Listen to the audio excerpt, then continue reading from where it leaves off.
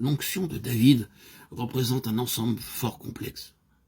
Nombreux sont ceux qui se trouvent associés à lui en raison de son onction et dont le ministère dépend en quelque sorte du sien, de celui qu'il doit à son onction. Mais leur activité à tous se justifie en dernière analyse par un seul et même objectif.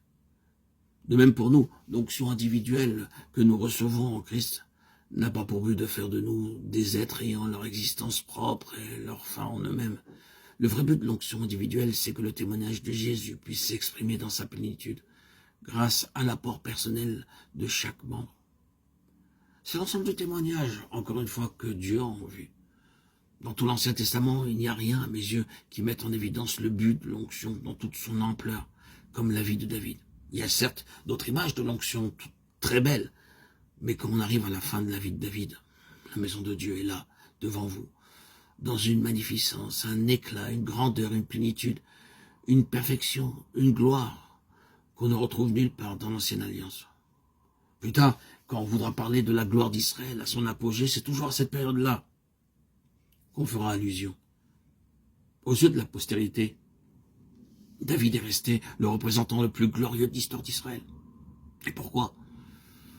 À cause de ce qui distingue sa vie de toutes les autres. Ce qui met sur sa carrière une empreinte toute particulière, c'est la place qu'il fait à la maison de Dieu. C'est son souci de l'avoir mise sur pied d'une façon qui soit absolument conforme à la pensée divine. Ce qu'il veut,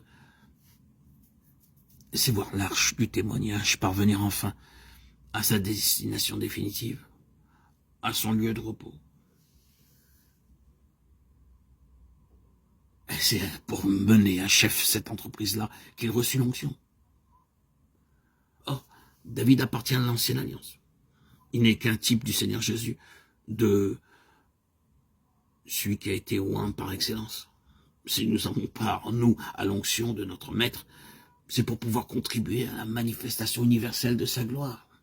Le voilà le but de l'onction, le témoignage de Jésus dans sa plénitude. C'est la plénitude du témoignage que l'onction se rapporte.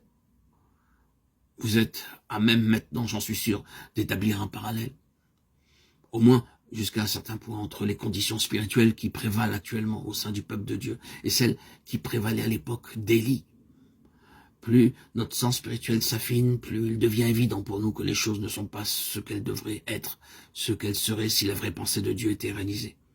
Aussi est-ce bien d'une restauration qu'il s'agit aujourd'hui.